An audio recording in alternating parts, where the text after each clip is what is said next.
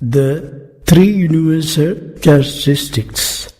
When the Buddha said that there are three characteristics of existence, he meant that these characteristics are always present in existence and that help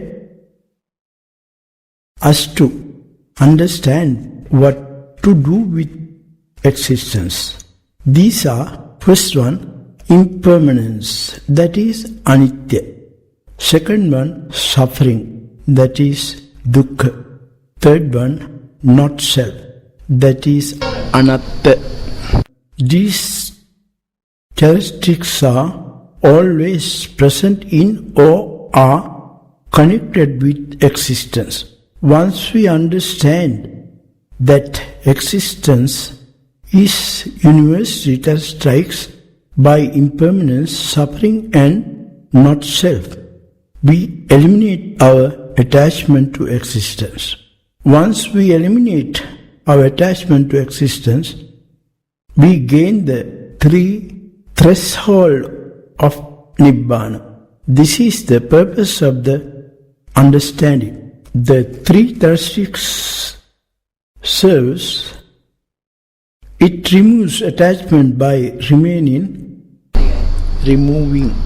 delusions, the misunderstanding that existence is permanent, is pleasant and has something to do with the self. This is why understanding the three characteristics is part of the content of wisdom. The Buddha has said that whatever is impermanent is suffering and also not self. Through the understanding of impermanence, suffering and not self, we will have freed ourselves of the fundamental errors that imprison us within the cycle of birth and death. The error of seeing things are permanent, the error of seeing things are pleasant, and error of seeing things as self. When these delusions are removed, wisdom arises. Just as the darkness is removed, light arises. And when wisdom arises, one experiences the peace and freedom of Nibbana. Now we'll go to the 5 aggregates. First one is body, that is rupa. Second one is sensation, that is vedana. Third one is perception, that is sanya. Fourth one is conception, that is sankhara. Fifth one, consciousness, that is vijnana. Body. If we look at our own personality, we will find that our bodies are impermanent. They are subject to constant change. We grow thin, we grow old and grey out, teeth fall out, our hair falls out.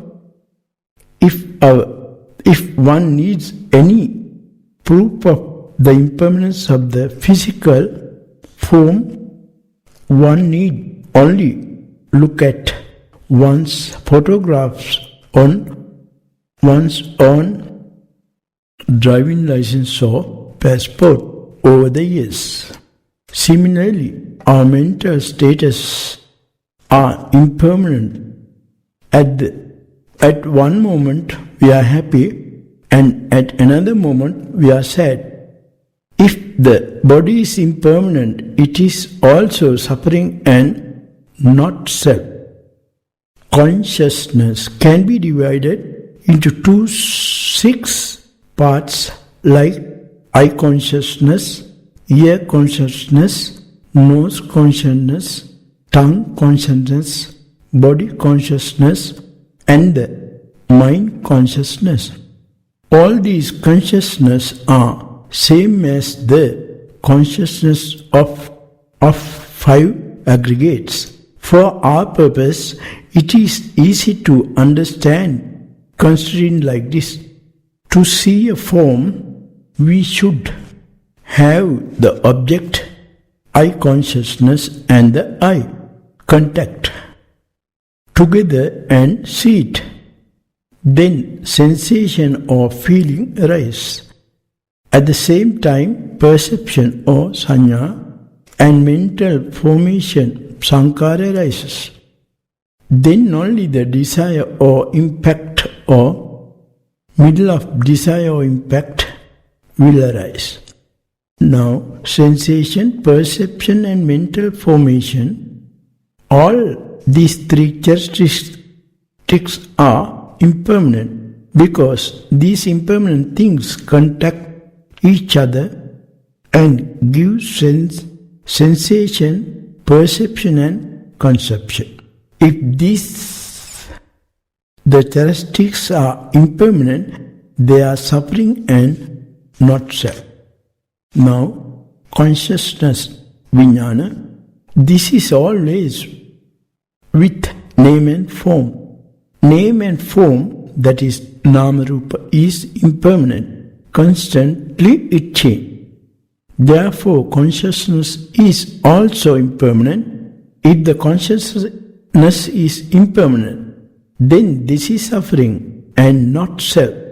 So, we can see all these factors of five aggregates are impermanent, suffering and not self. Conclusion.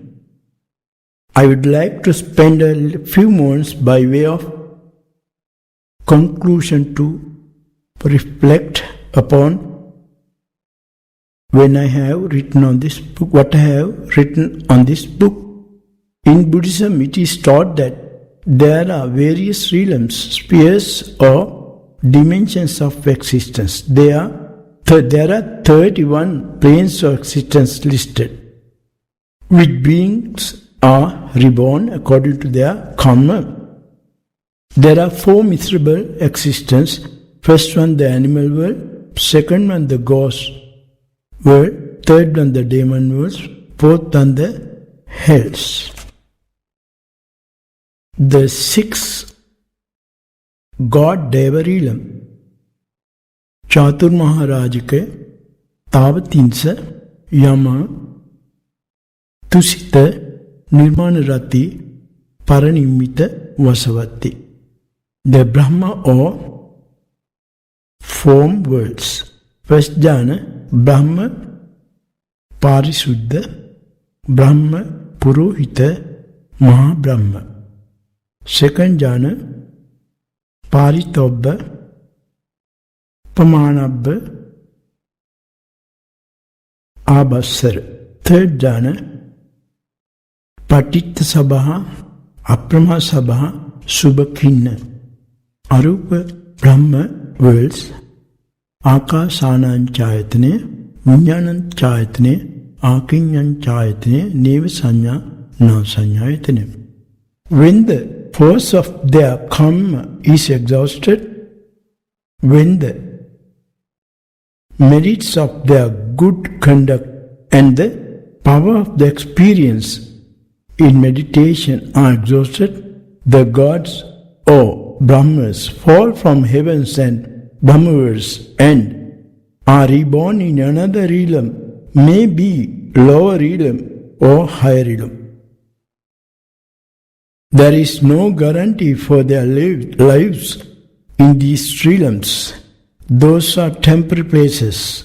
But when you follow Noble Eightfold Path and the Four Noble Truth, dependent origination, 3 characteristics and 5 aggregates, etc., and by meditating, you can become Arhat. That means you completely got rid of suffering. Then you get the real happiness, that is Nibbana, for then and only then will the people of this world be able to live together in peace and harmony. After observing Nibbana, there is no rebirth again. That is the place where there is no suffering at all. This is what I want to say. Your all ultimate goal should be Nibbana, not the heavens or Brahma world. Achieve the blind faith and see the real truth. I got started meditation in 1997 at Kandubada Meditation Center, and after 15 years time, again I followed 10 days meditation classes 4 times at the Kane Meditation Center in 1995. But real Dhamma, theory of Buddhism, did not get till 2004. Since 1996 till 2006, I was in USA and practiced meditation every night by myself. Luckily in 2004, I got to read and listen to Venerable Kiribati Nyananda Thero's Vismita Bodhe book, that is Dependent Origination, and the cassette piece. I read and understood clearly the dependent origination from this book and the cassettes. In other words, after 25 years' time, I got the correct, valuable Dhamma theory from this Mahathero Jnanananda. So, I came in 2006 to Sri Lanka and read more than 150 books which were published by Venerable Kiribati Nyananda Thero. Especially, I went through the translations of Tripitaka by Venerable Nyananda Thero. Because of his great service for Sri Lankans, a lot of Buddhist people gain a good knowledge for real Buddhism from these books and CDs, cassettes, etc. As Sinhalese Buddhist people, we should respect Venerable Kiribati Nyananda Thero. Very important thing I want to tell those who want to follow Buddhism, you have to have a permanent purity towards Triple Gem. Then only you will contact the Dhamma very clearly. Actually, as Buddhists, we should convey our upahara, the greatest respect to Venerable Mahakashyapa Thero and Venerable Ananda Mahathero, who were the leading monks at the first sermon held at Rajagahanura, India, before 2000 years ago. My second upahara, the greatest respect with the sincerest thanks extended to Venerable Kiribati Nyananda Thero and the supporters of Mahasangha for him. Just see the Mahathero Nyananda's pretty ideas towards Lord Buddha. Refer to books written by Nyananda Thero. Kiribati Nyananda Swamin Vansege Dakshataave Jnane Unandu Kapavima Nisa Mage Jeevitha Kale Tuladima Me Utum Tathagata Dharme Dakinna Labuna Me Yugaya Dasabalayan Vansege Dharme Babalivimta Gat Utsahayata Gnananda ලොකු හාමුදුරන්ට බේදයකින් තොරව අපි සියලු දෙනා උන්වහන්සේට ගරු කළ යුතුයි. උන්වහන්සේ විසින් කරන ලද සේවය බොහෝ කාලයක් අතරමං වී සිටින සිංහල බෞද්ධයින්ට උපකාරී වේවා. උන්වහන්සේට නිදුක් නිරෝගී සුව පතමින් උන්වහන්සේගේම ලස්සන අදහස් වලින් මෙසේ උපහාර කරමි. සාදු සාදු සාදු. If you have any questions and problems, do not hesitate to contact me. Feel free to write to me to the address given below. Wijeweera Perera, 91 upon B, Asoka, Simla.